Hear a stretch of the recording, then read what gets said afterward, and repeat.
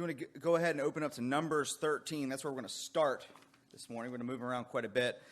Yesterday, if you were able to attend, we had VBS here.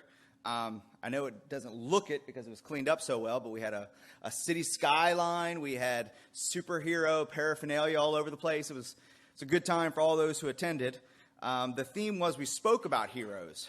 We went over a couple of heroes, and I think that's a cool topic because I like superheroes. And it's a pretty big worldwide thing right now. I was curious, so I looked it up. Over the last, since 2010, of the 8 highest grossing films, 5 of them are superhero films. So 5 of the top 8 of the last 9 years have been superheroes. So it's a theme that's out there. It's a popular subject to talk about. And so we talked about heroes from the Bible yesterday. And I thought one of the defining characteristics when you look at heroes, whether they be comic book heroes, whether they be biblical heroes, I think is their service. They look to serve people. They look to help people. They look for opportunities to serve others, serve their community, serve their city, serve the world. And oftentimes sometimes there are those that don't have those characteristics, and they're called anti-heroes. If you're familiar with Deadpool, he's an anti-hero. He doesn't have the hero characteristics, but because we think of heroes as somebody who serves, who looks out for the common good. And heroes in the Bible, I think, showed that same characteristic through service, and for service for God and for service for his people. So I think it's on theme as we're talking about Ready to Serve to look at one of those heroes, to look at one of those characters from the Bible, look at one of those people in history, and really to look at their story. Maybe it's a story you might not be familiar with. Maybe you are, and if it is, it might be a refresher. But we're going to look at Caleb. We're going to look at the story of Caleb, and he is one of my favorite people in the Bible. In fact, when we were going over names, when we talked about boy names, I said, I like Caleb. And pretty much because I like the character of Caleb. And Caleb gets introduced to us here in Numbers chapter 13. In Numbers chapter 13 and verse 6, as they're just going over the scouts that Moses is sending into the promised land, he says, from the tribe of Judah, Caleb, the son of Zephaniah. And I'm going to say that, I'm going to pronounce Zephaniah like probably 4 different times as we go through this. I'm not exactly sure how it's pronounced, but we're going to continue to say that. But if you know the background of the story here, God's people were in captivity in Egypt.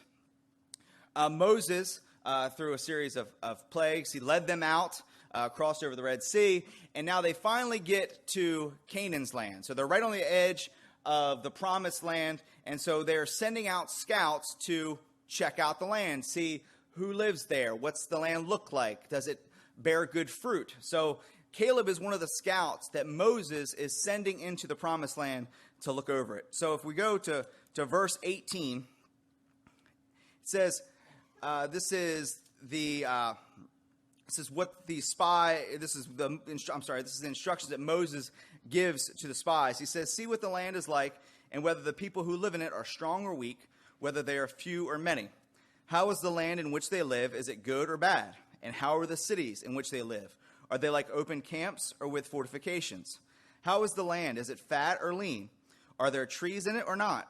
Make an effort then to get some of the fruit of the land. Now the time was the time of the first ripe grapes. So I think if you've ever been in a sporting event, this makes sense. You're scouting your opponent. You're about to go up against these people, and you want to know, what are their cities like? Do they have great walls that we'll have to scale or break down? Are they wide open? Are the people huge? Are they small? Can we physically overtake them? So Moses gives these instructions to the scouts, and they are sent out into the land. So they go out, and they bring back a report, which starts in verse 25, and says, when they returned from spying out the land at the end of 40 days, they proceeded to come to Moses and Aaron and to all the congregation of the sons of Israel in the wilderness of Paran at Kadesh. And they brought back word to them and to all the congregation and showed them the fruit of the land. Then they told them and said, we went into the land where you sent us, and it certainly does flow with milk and honey, and this is its fruit. Nevertheless, the people who live in the land are strong, and the cities are fortified and very large. And moreover, we saw the descendants of Anak there. Amalek is living in the land of Negev, and Hittites and the Jebusites and the Amorites are living in the hill country. and the Canaanites are living by the sea and by the side of the Jordan.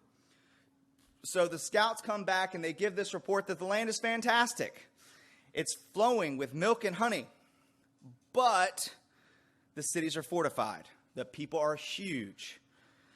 They talk about the descendants of Anak. This was a people that was known to be a race of giants.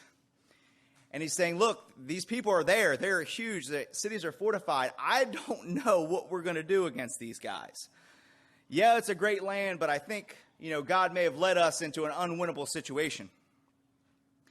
And as the scouts are giving this report, Caleb is sitting there, and he responds in verse 30. He says, then Caleb quieted the people before Moses, and said, we shall by all means go up and take possession of it. We shall surely overcome it. I think it's very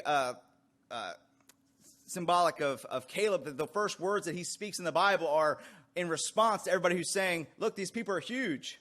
These people are terrible. There's no way we can overcome them. And he says, let's go up and take it. We should surely overcome them.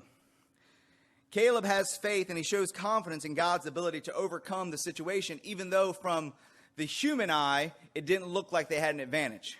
It looked like they were outmatched. But Caleb's faith allowed him to serve, allowed him to give this report without fear, because he believed in God's ability. See, Caleb knows something, and he knows that if we're called to do something, if we're called to be something, then God will certainly help us achieve it. And the other scouts, their response, they were unmoved. And in verse 31, it says, we are not able to go up against the people, for they are too strong for us. So they reject Caleb's assessment of the situation. They tell them that there's nothing we can do, that we cannot overcome this. So the scouts finally present the report to the people, and they say, yes, the land is flowing with milk and honey, but the people are huge. And the people begin to mourn. And they even question Moses and Aaron, saying, well, you led us out of captivity in Egypt just to die in this land that God has promised us. But Joshua and Caleb, the two scouts who believe in God's ability to overcome them, try to convince the people. They're still not willing to give up on God's plan. In chapter 14, verses 6 through 9, it says, Joshua, the son of Nun, and Caleb, the son of Zephaniah, and those who had spied out the land tore their clothes. Of those who had spied out the land, tore their clothes. And they spoke to all the congregation of the sons of Israel, saying, the land which we passed through to spy out is an exceedingly good land. If the Lord is pleased with us, then he will bring us into the land and give it to us, a land which flows with milk and honey. Only do not rebel against the Lord, and do not fear the people of the land, for they shall be our prey. Their protection has been removed from them, and the Lord is with us. Do not fear them. The Lord is with us. Do not fear them. Caleb and Joshua saw the same things that the other scouts saw. They saw the good land. They saw the huge people, but they still were believing in God's ability to help them overcome. They were confident in God's ability that if they was going to bring them to it, he was going to bring them through it. And you would think that after this impassioned speech that Joshua and Caleb gave, that, look, if the Lord wills, we can get through it, that the people would again respond, saying, okay, Josh and Caleb, we're with you. That's not how they responded. In verse 10, but all the congregation said to stone them with stones. Their response to this confidence, their response to this belief that God will bring them through it, was to get rid of the two who actually had that belief. So the people's reaction was to stone them. But because of their faith, because Joshua and Caleb were the two that believed they could overcome it, they were given a promise. The Lord talks in verse 24 of Numbers 14. He says, let's start in verse 22. It says, surely by all men who have seen my glory and my signs, which I performed in Egypt and in the wilderness, yet have put me to the test these 10 times and have not listened to my voice, shall by no means see the land which I swore to them, to their fathers, nor shall any of those who spurn me see it. So the Lord says, any of the generation who saw me perform these miracles, who witnessed what I did for them, and still doesn't believe, they will not enter.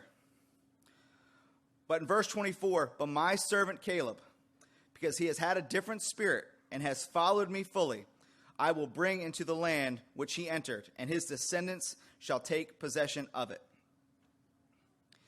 If we're talking about us being servants, if we're talking about ourselves getting ready to serve, and that's our theme, being ready to serve, I think it's important for us to look at people that God says are my servant. I think we can be inspired. I think we can look to them for examples. When the Lord says somebody is my servant, I think that's a good person to follow. And that's what the Lord says. He says, but my servant, because he has had a different spirit. He didn't react to the mob saying, well, we can't do this. He went against popular opinion. He went against the grain. And he has followed me fully. In verse 30, it says, surely you will not come into the land in which I swore to you to settle you, except Caleb the son of Zephaniah and Joshua the son of Nun. So Caleb and Joshua were the only two of that generation who were allowed to enter into the promised land because of their faith, because they went against the grain, because they served in spite of the odds. Caleb was consistently working to serve God to the point that he's called God's servant. Now, that's the biggest section we have of Caleb. Now, I think that should be enough. That's a pretty good amount of information and things we can take from Caleb and his steadfastness and his constant service. He's mentioned again in Numbers 34 as we talk about splitting up the land for inheritance. They're going through and they're saying, this man of Israel shall be given a land, and they mention Caleb, but it's only in mentioning. But I want to look at one more story where Caleb kind of completes his mission, kind of completes the story in Joshua chapter 14. So in Joshua chapter 14, the people of Israel had overcome. The walls of Jericho had come down. Now they are taking possession of the promised land. And in Joshua chapter 14, Caleb again shows his devotion to God. And I want to start in verse 6 in Joshua 14. And it says, then the sons of Judah drew near to Joshua in Gilgal, and Caleb, the son of Zephaniah, the Kenizzite, said to him, you know the word which the Lord spoke to Moses, the man of God, concerning you and me in Kadesh Barnea. I was 40 years old when Moses, the servant of the Lord, sent me from Kadesh Barnea to spy out the land. And I brought word back to him as it was in my heart.